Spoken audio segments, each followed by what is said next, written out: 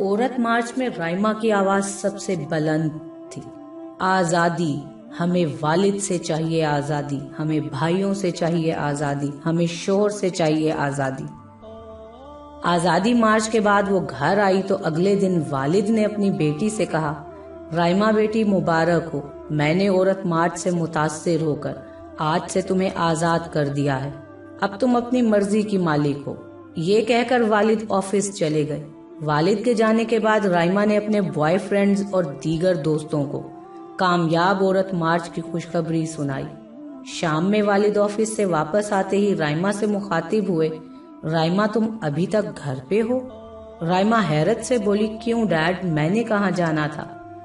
والد بہت سنجیدگی سے بولے، صبح میں نے تمہیں کہا تھا نا تم آزاد ہو، یہی کہتی ہو نا تمہارا جسم تمہاری مرضی ہے اور اب میرا گھر میری مرضی، چلو شاباش، اپنا سامان پیک کرو اور یہاں سے نکل جاؤ گا۔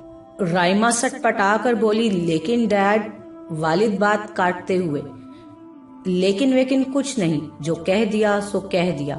اب رائما کے پاس دو ہی راستے تھے، گھر سے نکل جائے یا پھر والد سے معافی مانگ لے۔ شاید معافی مل بھی جاتی، لیکن رائما نے عورت مارچ کے دوستوں کے غرور میں گھر سے نکلنا زیادہ مناسب سمجھا۔ اپنے بوائے فرینڈ کا نمبر ملایا، ہیلو روشان، تم کہاں ہو؟ روشان نے پوچھا، جان پریشان لگ رہی ہو، اینی پرابلم؟ رائما نے جواب دیا کہ ڈیڈ نے گھر سے نکال دیا ہے مجھے، تمہارے ساتھ رہنا ہے اب مجھے۔ اوہ ڈونٹ وری یار، آ جاؤ، آئی ویٹ یو، ویلکم، اب تو ملی اصل آزادی، گڈ۔ رائما روشان کے گلے لگی۔ روشان خوشی سے پھولے نہیں سمایا۔ روشان کو جو چاہیے تھا وہ آسانی سے مل چکا تھا۔ اب بار کلب اور کسائی گلی کے اخراجات بھی کم ہو جائیں گے۔ روشان نے سگریٹ کا دھواں فضا میں چھوڑتے ہوئے رائما کی طرف دیکھا، جو دونوں ہی گلے ملتے آرام دہ بیڈ پر دھڑام سے گرے تھے۔ ایک دن روشان کے کہنے پر رائما اپنے والد کے پاس جاتی ہے اور کہتی ہے، ڈیڈ، مجھے آپ کی جائیداد میں سے اپنا حصہ چاہیے۔ والد حیرت سے رائما کو دیکھتے ہوئے بولے، میری جائیداد سے تمہیں حصہ چاہیے؟ تمہاری عورت مارچ میں وراثت کا ذکر تو کہیں نہیں دیکھا۔ تقسیم وراثت تو اسلامی حکم ہے، تمہیں اس سے کیا غرض؟ میری جائیداد میری مرضی، لہٰذا go back and don't disturb my life. Sorry, تم یہاں سے جا سکتی ہو۔ چند دنوں بعد رائما اور روشان جائیداد کے سلسلے میں اسلامی قانون کا سہارا لینے کا سوچتے ہیں۔ کچہری جا پہنچتے ہیں۔ رائما ایڈوکیٹ سے مخاطب ہوئی، سر، مجھے اپنے ڈیڈ کی جائیداد میں حصہ چاہیے۔ ایڈوکیٹ کچھ فائلیں الٹ پلٹ کرنے کے بعد رائما سے بولا، رائما صاحبہ، اس بارے میں کچھ نہیں کر سکتا۔ آپ کے والد نے اپنی تمام جائیداد اپنے بیٹے اور اپنی چھوٹی بیٹی کے نام منتقل کر دی ہے۔ سوری۔ مزید چند دنوں بعد ایک رات روشان ایک دوشیزہ کے ساتھ ہاتھ میں ہاتھ ڈالے گھر میں داخل ہوتا ہے۔ رائما یہ منظر دیکھ کر سٹ پٹا سی جاتی ہے اور سوالیہ نظروں سے روشان کو گھورنے لگتی ہے۔ روشان بولا، رائما، ان سے ملو، یہ سمرین ہے، میری نئی گرل فرینڈ۔ رائما حیرت سے، مگر وہ تو میں ہوں تمہاری گرل فرینڈ، یہ ایک اور کیسے؟ روشان، ڈی چوک کا وہ ہمارا مقصد نعرہ تم بھول چکی ہو کیا؟ میرا جسم میری مرضی۔ اب تمہیں بھی مسلم سوچ رکھنے والوں کی طرح میرا جسم میری مرضی کے مخالف بن گئی ہو۔ لگتا ہے تم مسلمانوں جیسا سوچنے لگ گئی ہو۔ تم اب آزاد ہو، چلی جاؤ یہاں سے، یہ میرا گھر ہے اور مرضی بھی میری ہوگی۔ روشان یہ کہتے ہوئے سگریٹ کا لمبا کش لگا کر پھیکی مسکراہٹ سے نئے شکار سمرین کی طرف دیکھتا ہے اور آنکھ کے اشارے سے اسے اپنے نئے تیار فرنشڈ روم میں بلا لیتا ہے۔ وہ رات آئمہ پر بہت بھاری گزرتی ہے۔ اسے اپنے بچھڑے ہوئے رشتہ دار، لٹی ہوئی عزت کا خیال بہت تڑپاتا ہے۔ رو رو کر برا حال کر لیتی ہے۔ اپنے خالق اللہ کے احکامات سے بغاوت، والدین کی نافرمانیاں، بہن بھائیوں کا پیار اندر سے کھٹکے لگاتا ہے۔ اگلے دن وہ چھوٹا سا بیگ تھامے روشان کے گھر سے نئی منزل کے لیے نکل پڑتی ہے۔ اسے محسوس ہوتا ہے کہ آج پھر وہ کھلے آسمان تلے ڈی چوک پر اپنے حقوق کے لیے کھڑی ہے، مگر اب حقوق کا معنی بدلا بدلا سا لگ رہا ہے۔ اس کے ذہن میں محمد عربی صلی اللہ علیہ وآلہ وسلم کے مبعوث ہونے سے قبل کی عورت پر برسنے والے مظالم کی فلم گھومنے لگتی ہے۔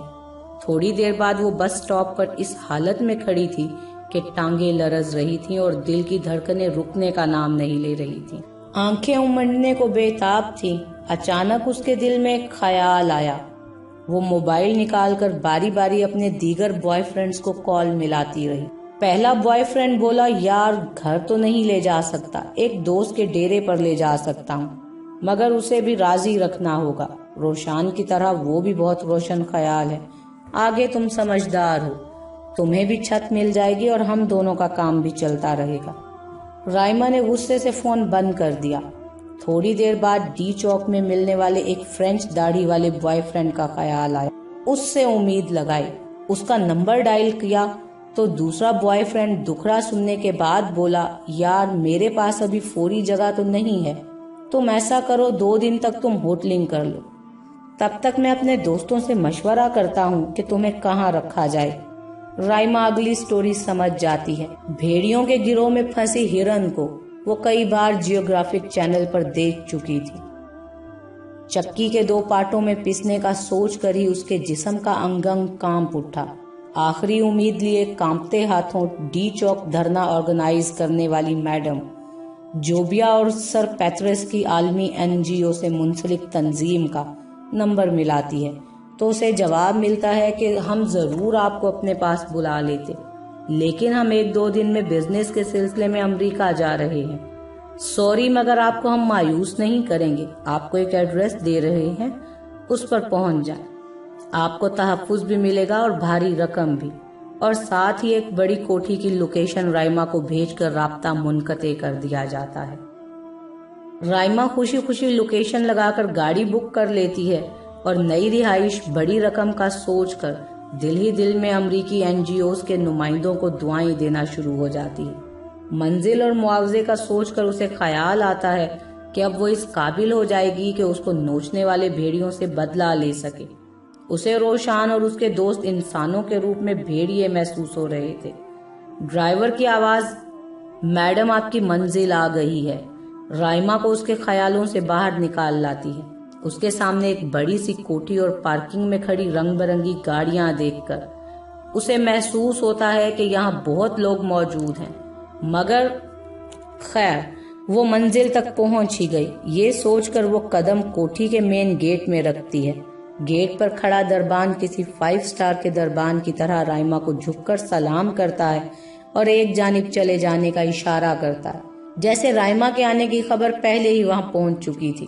اندر سے ٹوٹ پوٹ کا شکار رائما انجانے خوف لیے سامنے بنے ایک آفس ٹائپ روم میں داخل ہوئی تو ایک کالے رنگ کا حبشی رائما کو دیکھتے ہی کھڑا ہوا اور بولا، welcome baby, I thank you for joining our club, our body in this club is to complete freedom of our will. Raima Habshi کا جواب سن کر ہکا بکا رہ گئی۔ کچھ لمحے تو اسے سمجھ ہی نہیں آئی کہ وہ کہاں پہنچ چکی ہے۔ اچانک اسے سوشل میڈیا پر لکھے جانے والی تحریر بکریوں کی آزادی کے لیے بھیڑیوں نے مارچ کیا والی یاد آ جاتی ہے اور ان کا ساتھ دینے والی بکریوں کا حشر نشر اس کی آنکھوں کے سامنے گھومنے لگتا ہے۔ اچانک رائما کو ایک زوردار جھٹکا لگا، جیسے سارے جسم میں کرنٹ سا دوڑ گیا ہو۔ ساری توانائیاں جمع ہوتی محسوس ہوئیں اور تیزی سے اس نے بیرونی دروازے کی طرف اس طرح دوڑ لگائی کہ جیسے 1 منٹ بھی اور رکی تو کلب کے بھیڑیے اسے چیر پھاڑ کے رکھ دیں گے۔ ایک لمبا ٹائم دوڑنے کے بعد اسے محسوس ہوا کہ وہ بڑی کوٹھیوں اور پوش گھروں سے نکل کر نسبتاً کھلی جگہ کھلے آسمان تلے پہنچ چکی ہے۔ وہ لمبے لمبے سانس لینے لگی اور ادھر ادھر دیکھنے لگی تو اس کے پاؤں تلے سے جیسے زمین ہی نکل گئی۔ حیران ہو گئی کہ آج پھر وہ جس کھلی جگہ کھلے آسمان تلے موجود ہے وہ کوئی اور جگہ نہیں، وہی ڈی چوک ہے جہاں اس نے میرا جسم میری مرضی کے لیے چند ماہ پہلے دھرنا دیا تھا۔ رائما کا دل پھٹنے کو آ رہا تھا، آنکھوں کا بند ٹوٹ گیا، آنسو سیلاب کی طرح آنکھوں سے نکل رہے تھے۔ آسمان کی طرف دیکھتے ہوئے ایک جھٹکے میں وہ زمین بوس ہوئی کہ جیسے اگر نافرمانی میں 1 بھی سیکنڈ اور کی دیر لگائی تو بھیڑیے اسے چیر پھاڑ کر رکھ دیں گے۔ سرزمین بوس سجدے میں رکھے ہوئے اپنے خالق سے چیخ چیخ کر وہ معافی مانگنے لگے۔ اے میرے مالک، زندگی میرے پاس ہے، لٹی ہوں مگر میں مری نہیں ہوں، تو مجھے ایک اور موقع دے دے، بس میں تیری فرما بردار بندی بن کے رہوں گی۔ آج میں عورت کی عزت، عصمت اور حیا کے لیے جہاد کا عہد کرتی ہوں، میرے مالک مجھے بس صرف ایک موقع اور دے دے۔ رائما کی دل دوست چیخیں ڈی چوک میں دور کھڑے سیکیورٹی اہلکار کو متوجہ کرتی ہیں، جو وہاں آ پہنچتا ہے اور رائما کو پکڑ کر ہلاتا ہے۔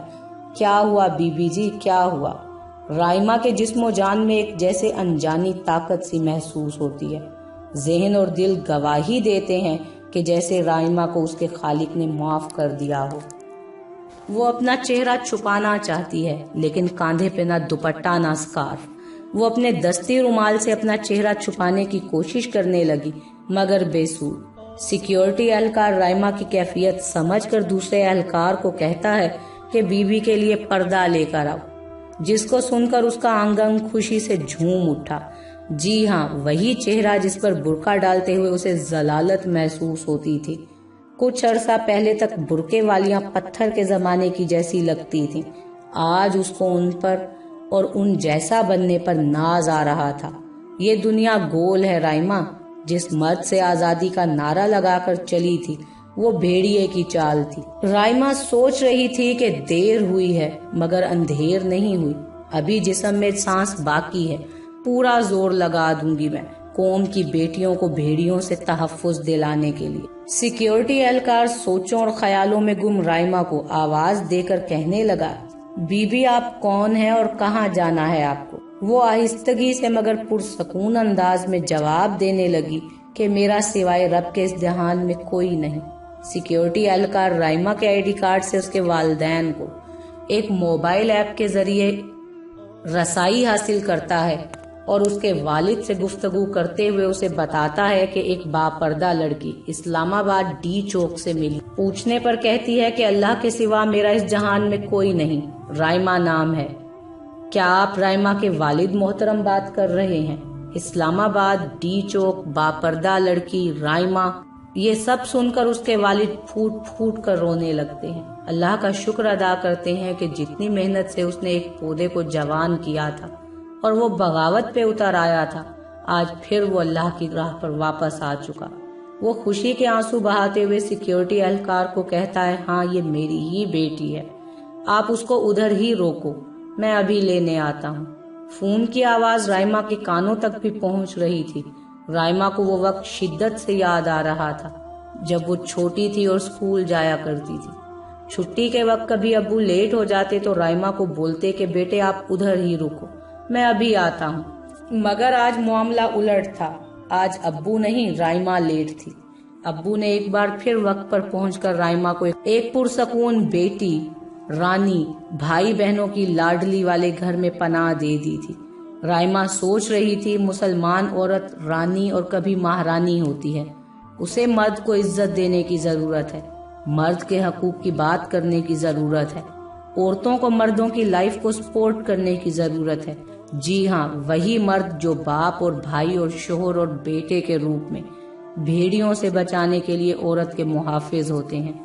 ان چند ماہ کے تجربات نے رائما کے عقل سے پردے ہٹا کر چاروں طبق روشن کر دیے تھے۔ رائما کا انگ انگ ایمان کی دولت سے مالا مال ہو چکا تھا۔ نام نہاد آزادی کے نعروں نے باغی رائما کو حقیقی آزادی کے معنی سمجھا دیے تھے۔ وہ آج بہت خوش تھی، مکمل اطمینان قلب پر۔ وہ اپنے خالق اللہ اور دنیاوی مالک والد کے سامنے جھکی جا رہی تھی اور اس کے والد رائما کو ایسے پچکار رہے تھے جیسے وہ چند ماہ کی بچی ہو۔ اللہ پاک ہر مومن مسلمان کی بیٹیوں کو کامل ہدایت عطا فرمائے، آمین۔